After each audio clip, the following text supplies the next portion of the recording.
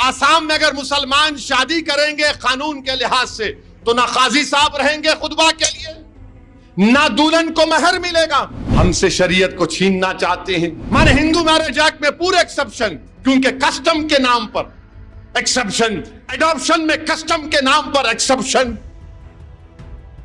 हमारा शरीयत से हमको छीनने की कोशिशें की जा रही। अब आप देखिए आसाम में कानून बना दिए वहां पर बीजेपी वाले। क्या कानून बनाए कि मुसलमानों की शादी का जो एक्ट है 90 साल पुराना कानून निकाल दिए। और क्या बोल रहे बीजेपी वाले कि हमारी शादी होना स्पेशल मैरिज एक्ट के तहत। खुतबा कौन पढ़ेगा फिर निकाह में, और फिर महर कौन देगा दुल्हन को। यानी अब आसाम में अगर मुसलमान शादी करेंगे कानून के लिहाज से तो ना काजी साहब रहेंगे खुतबा के लिए, ना दुल्हन को महर मिलेगा। तो फिर ये तो इस्लाम का बहुत बड़ा रुकन है, ये महर देना दुल्हन को। वहां पर बीजेपी की हुकूमत ने ये वो कानून को बंद कर दिया और कहा कि स्पेशल मैरिज एक्ट में आपको रजिस्ट्रेशन करना पड़ेगा। अच्छा, स्पेशल मैरिज एक्ट में उसमें जो अगर स्पेशल मैरिज एक्ट में शादी होती तो जायदाद का बंटवारा पर्सनल लॉ के तहत नहीं होगा मुसलमानों का। हमसे शरीयत को छीनना चाहते हैं।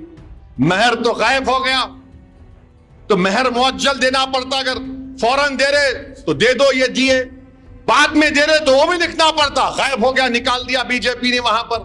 तो मुस्लिम महिलाओं से बड़ी मोहब्बत मित्रों को, वजीर आजम को।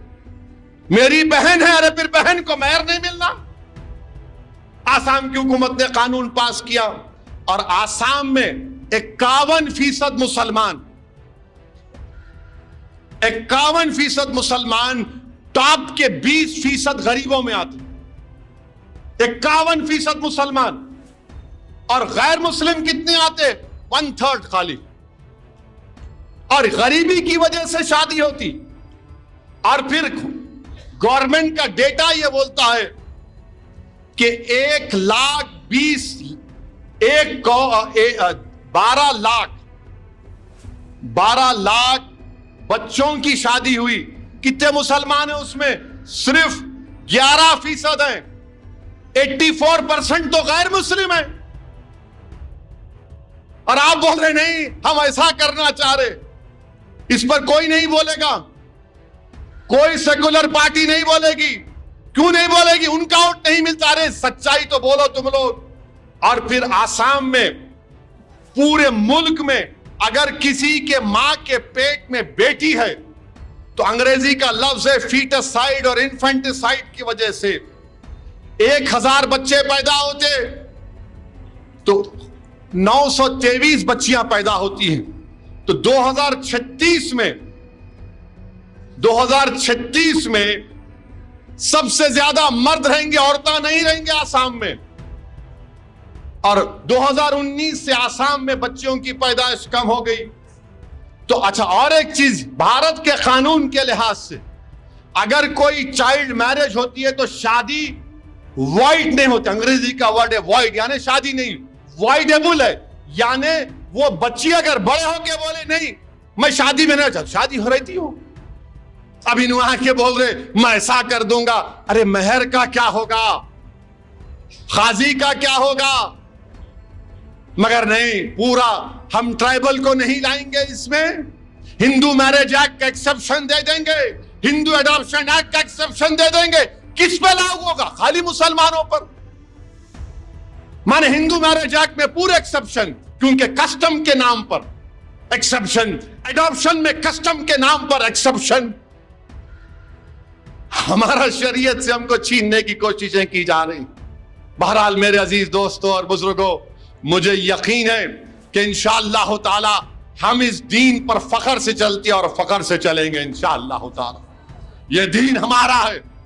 कोई बहुत कर लिए, रशिया कर लिया, रशिया कम्युनिज्म था, मदरसे बंद कर दिए तो तहखानों में बच्चों को बिठाकर हुफ्फाज बनते थे। ना स्टालिन का रशिया दीन इस्लाम को खत्म कर सका, ना चंगेज खान हलाकू ने इस्लाम को खत्म करने की कोशिश की। अब यूं आए हैं बीजेपी के लोग, नहीं हम इस्लाम में रिफॉर्म लेकर आएंगे। अरे तुम रिफॉर्म नहीं लाना चाहते हो, तुम हिंदुत्व को लागू करना चाहते हो।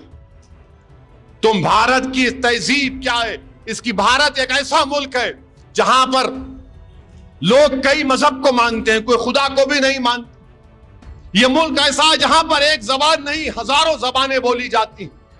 यह मुल्क ऐसा है जहां पर एक तहजीब नहीं हजारों तहजीब है। मगर बीजेपी उस मुल्क में एक ही तहजीब, एक ही मजहब, एक ही जबान को लागू करना चाहती। तो इंशाअल्लाह ताला ये नहीं होगा। हम अपने दीन पर हमको और पहले से ज्यादा साबित कदम रहने की जरूरत है।